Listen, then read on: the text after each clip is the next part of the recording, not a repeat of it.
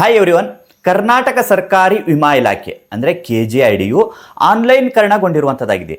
ಈಗ ವೆಬ್ಸೈಟ್ನ ಮೂಲಕವಾಗಿ ವಿಮಾದಾರರು ಅಂದರೆ ಕರ್ನಾಟಕ ಸರ್ಕಾರಿ ವಿಮೆಗಳನ್ನು ಪಡೆದಿರುವಂತಹ ನೌಕರಸ್ಥರು ತಮ್ಮೆಲ್ಲ ಮಾಹಿತಿಗಳನ್ನು ಆನ್ಲೈನ್ನಲ್ಲಿ ನೋಡ್ಕೊಳ್ಬಹುದಾಗಿರುವಂಥದ್ದಾಗಿದೆ. ಈ ಒಂದು ವೆಬ್ಸೈಟ್ಗೆ ಭೇಟಿ ಕೊಟ್ಟಾದ ನಂತರ ವೆಬ್ಸೈಟ್ನಲ್ಲಿ ತಮ್ಮ ಒಂದು ಪ್ರಥಮ KGID ಸಂಖ್ಯೆಯನ್ನು ಬಳಸಿಕೊಂಡು ಲಾಗಿನ್ ಆಗಬೇಕಾಗಿರುವಂಥದ್ದು. ಲಾಗಿನ್ಗೆ ಸಂಬಂಧಿಸಿದಂತೆ ನಾವು ಫಸ್ಟ್ ವಿಡಿಯೋದಲ್ಲಿ ನೋಡ್ಕೊಂಡು ಬಂದಿರುವಂಥದ್ದು, ಯಾವ ರೀತಿಯಾಗಿ ಲಾಗಿನ್ ಆಗಬೇಕು ಮತ್ತು ಲಾಗಿನ್ ಸಮಸ್ಯೆ ಇದ್ದಲ್ಲಿ ಹೇಗೆ ಅದನ್ನು ಪರಿಹರಿಸಿಕೊಂಡು ಲಾಗಿನ್ ಆಗಬೇಕು ಅನ್ನೋದನ್ನು ಹಿಂದಿನ ವಿಡಿಯೋದಲ್ಲಿ ನೋಡ್ಕೊಂಡು ಬಂದಿದ್ದೇವೆ.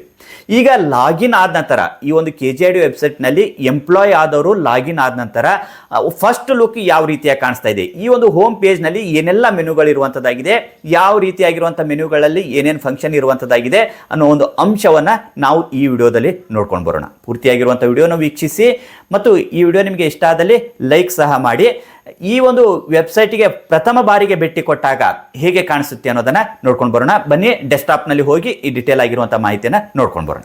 ನಾವು KGID ವೆಬ್ಸೈಟ್ಗೆ ಬಂದು ಎಂಪ್ಲಾಯ್ ಲಾಗಿನ್ ಆದಾಗ ಈ ರೀತಿಯಾಗಿ ಫಸ್ಟ್ ನಲ್ಲಿ ಕಾಣಿಸುವಂಥದ್ದು ಆಗಿರ್ತದೆ. ಇಲ್ಲಿ ನೋಡಿ, ಫಸ್ಟ್ ನಲ್ಲಿ ಡೀಟೇಲ್ಸ್ ಕಾಣಿಸ್ತಾ ಇರುವಂಥದ್ದು ವೆಲ್ಕಮ್ ಅಂತ ಹೇಳಿರುವಂಥದ್ದು, ಇಲ್ಲಿ ನೇಮ್ ಬಂದಿರುವಂಥದ್ದಾಗಿದೆ. ಇದು ಆದ ನಂತರ ಇಲ್ಲಿ 3 ಲೈನ್ಸ್ ನಲ್ಲಿ ಇರುವಂಥದ್ದು, ಈ ಒಂದು ಲೈನ್ಸ್ ಇನ್ಫಾರ್ಮೇಶನ್ ಗೆ ಸಂಬಂಧಿಸಿದಂತೆ ಇರುವಂಥದ್ದಾಗಿರ್ತದೆ. ಇಲ್ಲಿ ಫಸ್ಟ್ ನಲ್ಲಿ ಬರುವಂಥದ್ದು ಹೋಮ್ ಆಗಿರುವಂಥದ್ದು. ಈ ಹೋಮ್ ನಲ್ಲೇ ನಾವು ಈಗ ಸದ್ಯದಲ್ಲಿ ಇರುವಂಥದ್ದಾಗಿದೆ. ಹೋಮ್ ಅನ್ನ ಕ್ಲಿಕ್ ಮಾಡಿಕೊಂಡು ಬಂದಾಗ ಇಲ್ಲಿ ಈ ರೀತಿಯಾಗಿ ಕಾಣಿಸುವಂಥದ್ದಾಗಿರ್ತದೆ.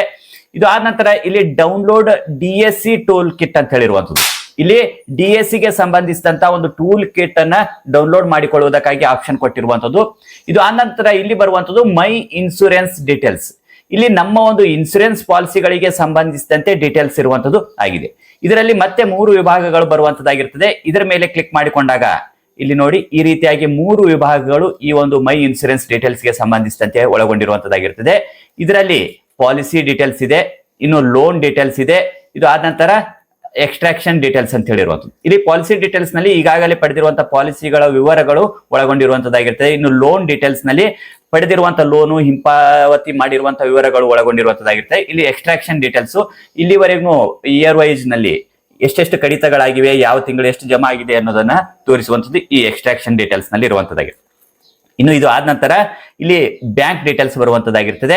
ಈ ಒಂದು ಬ್ಯಾಂಕ್ ಡೀಟೇಲ್ಸ್ ನಲ್ಲಿ ಬ್ಯಾಂಕ್ ನ ವಿವರಗಳನ್ನು ಒಳಗೊಂಡಿರುವಂತದ್ದು, ನಮ್ಮ ಒಂದು ಖಾತೆಯ ಬ್ಯಾಂಕ್ ನ ವಿವರಗಳು ಏನೇನು ಕೊಟ್ಟಿರ್ತೇವೆ ಆ ಕೊಟ್ಟಿರುವಂತಹ ಅಂಶಗಳೆಲ್ಲ ಇದರಲ್ಲಿ ಒಳಗೊಂಡಿರುವಂತದ್ದು ಆಗಿರ್ತದೆ.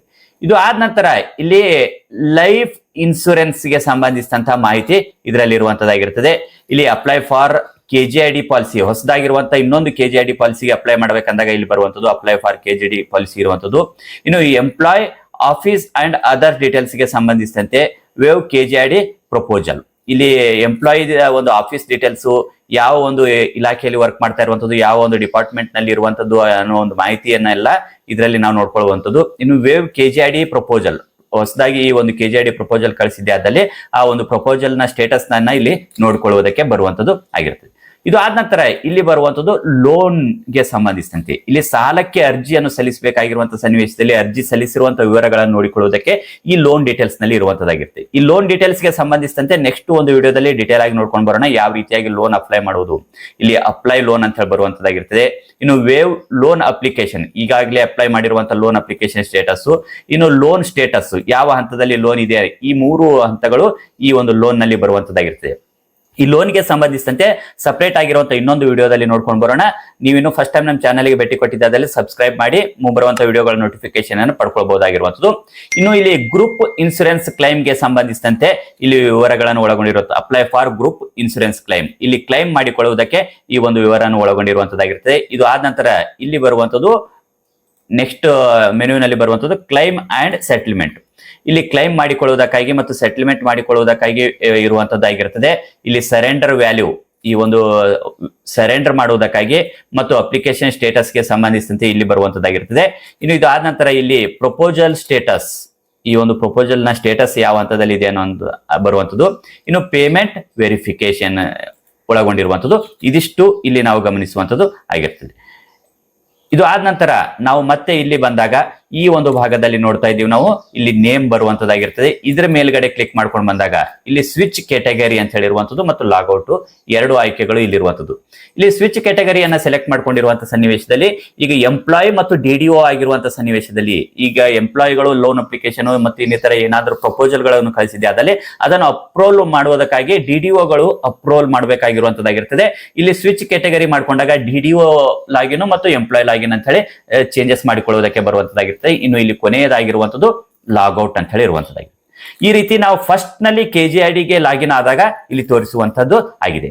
ಇನ್ನು ಒಂದೊಂದೇ ಅಂಶಕ್ಕೆ ಸಂಬಂಧಿಸಿದಂತೆ ಇನ್ಸೂರೆನ್ಸ್ ಡೀಟೇಲ್ಸ್ ಅನ್ನ ಯಾವ ರೀತಿಯಾಗಿ ಚೆಕ್ ಮಾಡ್ಕೊಳ್ಳೋದು ಮತ್ತು ಲೋನ್ ಅಪ್ಲಿಕೇಶನ್ ನ ಹೇಗೆ ಅಪ್ಲೈ ಮಾಡುವುದು, ಫಸ್ಟ್ ಆಗಿ ಲೋನ್ ಅನ್ನ ಹೇಗೆ ಅಪ್ಲೈ ಮಾಡುವುದು, ಇನ್ನು ನಮ್ಮ ಒಂದು ಪಾಲಿಸಿಗಳು ಎಲ್ಲ ಡಿಡಕ್ಟ್ ಆಗಿದಾವಾ ಇಲ್ವಾ ಅನ್ನೋದನ್ನ ಚೆಕ್ ಮಾಡಿಕೊಳ್ಳುವುದಕ್ಕಾಗಿ ನಾವು ಸಪರೇಟ್ ಆಗಿರುವಂತಹ ವಿಡಿಯೋದಲ್ಲಿ ನೋಡ್ಕೊಂಡು ಬರೋಣ. ಆ ಎಲ್ಲ ಅಂಶಗಳು ಮುಂದಿನ ಭಾಗದಲ್ಲಿ ನೋಡ್ಕೊಂಡು ಬರೋಣ. ಇದು ಸ್ನೇಹಿತರೆ KGID ವೆಬ್ಸೈಟ್ಗೆ ಭೇಟಿ ಕೊಟ್ಟಾದ ನಂತರ ಹೋಮ್ ಪೇಜ್ ನಲ್ಲಿ ಕಾಣುವಂತಹ ವಿವರಗಳಾಗಿರುವಂಥದ್ದು.